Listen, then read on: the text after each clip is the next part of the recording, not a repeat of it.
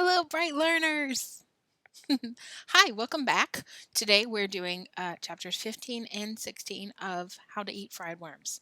I'm doing only two chapters because these are cool chapters, and right when it ends, I think will be a good start for next time. So, chapter 14, the pain and the blood and the gore.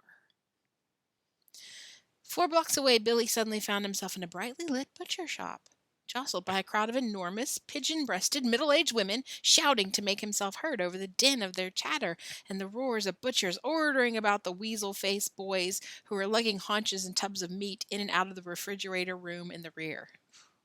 Then a butcher saw Billy jumping and waving among the women and asked for his order, and Billy gave it. And suddenly he was shoved up close to the chopping block, and the butcher slapped down 10 black worms as big as snakes, and Billy tried to say they were too big. He'd choke on them, but the butcher couldn't hear him over the thumps of his cleaver. In the din of the women and the hoarse shouts of the other butchers, and before Billy knew what was happening, he was seated in a table in Longsham's restaurant on Times Square in New York City, with a large napkin tied under his chin.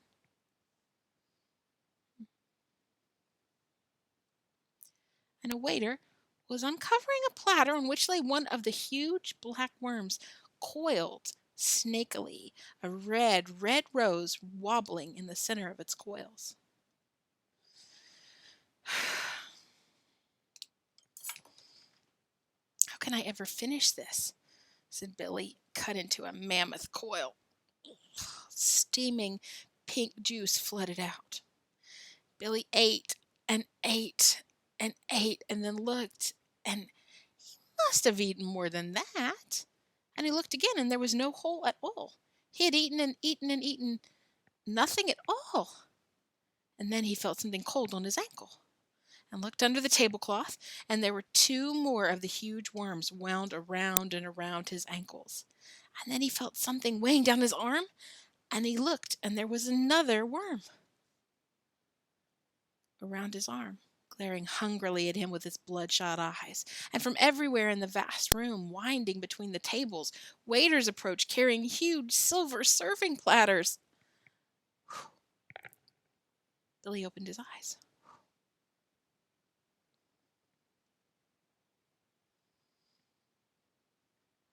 For the first moment, in the moonlight that was flooding his bedroom, his two bare feet sticking out the bottom of the covers looked like two huge white worm heads.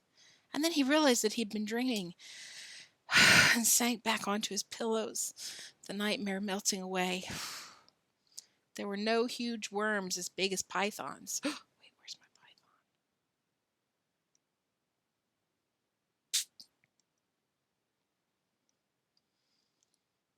He was home in bed. His parents were asleep in the next room. His stomach rumbled. Suppose Joe hadn't been lying. The hair stood up on the back of his neck. Or suppose Joe had made it all up, but had been right anyway without knowing about it. A shutter banged. Billy glanced out of the window and saw the moon riding among the tossing leaves. His stomach rumbled and gurgled. He groaned. Suppose he was dying. He'd heard of people waking up in the middle of the night with pains in their stomach, and then, as if the windows turned gray in the dawn, they did. Toadstools, soured lobster, tainted pork. That was a pain. He clutched his stomach and groaned, half fell, half staggering out of bed, and hobbled towards the door, bent double. Maybe there was an antidote. He whimpered. It didn't hurt a lot, but nothing ever did to begin with, did it? All right, gotta get rid of the moonlight.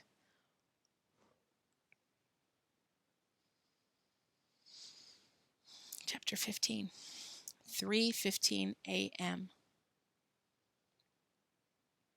His mother reached out and switched on the light.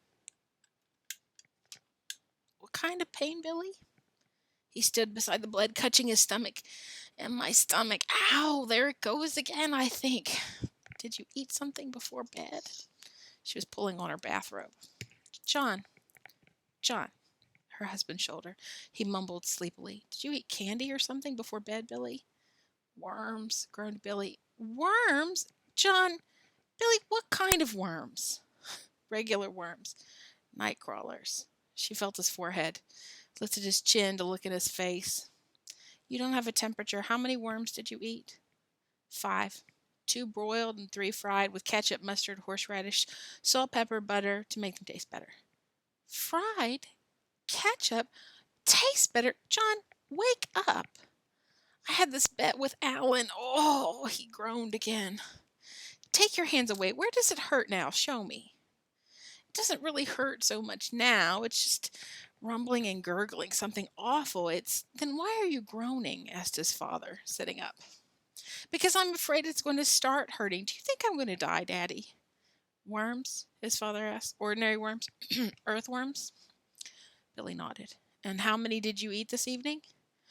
1 this afternoon. I've eaten 1 every day for the last 5 days, but they weren't little ones. They were night crawlers, huge ones, as big almost as snakes. His father lay back down, pulling the covers up around his shoulders. Don't worry, eating 1 night crawler a day for 6 weeks wouldn't hurt you. Go back to bed. It's probably all the ketchup and mustard that's upsetting your stomach. Drink a glass of warm water. John, are you sure? Said Billy's mother. It doesn't seem to me that worms could be a very healthy thing to eat. John. His father snuggled deeper under the covers. I didn't say eating worms would turn him into an all-American fullback. I just said they wouldn't hurt him. Now let's go to sleep. Billy's mother glanced at Billy, shivering beside the bed in bare feet and pajamas, and then shook her husband again. John, wake up. I think you should call Dr. McGrath. You don't really know whether or not eating worms is harmful. I know you don't. Billy's father groaned and sat up. Now, look, I am not going to call Dr. McGrath at 3:30 in the morning to ask if it's all right for my son to eat worms. That's flat. Secondly, I do know that Billy's not going to die before morning. If worms were poisonous, which they're not, he would have been laid up before this. Billy, you've been eating worms for 5 days. Billy nodded. All right. And thirdly, I ate a live crawfish when I was in college and have suffered no discernible ill effects. And fourthly, I am going to sleep. Billy's mother slipped her feet into her slippers, stood up and buttoned her bathrobe, and then leaned over the bed and shook her husband's shoulder. John, I won't be able to sleep until you call. John, what about tapeworms or fungus? John, wake up. Billy, you go back to bed. Your father will call Dr. McGrath. John. Billy lay in bed, listening to his mother and father arguing in their bedroom. He could only make out a word here or there, usually when his father started to shout, only to be shushed immediately by his mother. Billy got sleepier and sleepier. His stomach had stopped rumbling and gurgling. It was warm and cozy under the covers after standing on the cold floor in his bare feet. Then, in the midst of a foggy drowse, he heard someone dialing the phone in the hall outside his parents' bedroom. And then his father said, "Poison control," and explained the case. There was a silence. Billy heard the water running in the bathroom. And then his father said, "You're sure there weren't little ones, they were night crawlers?" And no long-range ill effects? I bet, I think. And the next thing Billy knew, sunlight was streaming through his window, and Emily skipping down the hall past his door singing, "Half a pound of tuppenny rice, half a pound of treacle, that's the way the money goes." His father shouted down the stairs, "Helen, do you know where my green tie with the red stripes is?" That's it. Told you it was a good place to stop. All right, next time, the 6th worm. Bye, bright learners. Have a great day.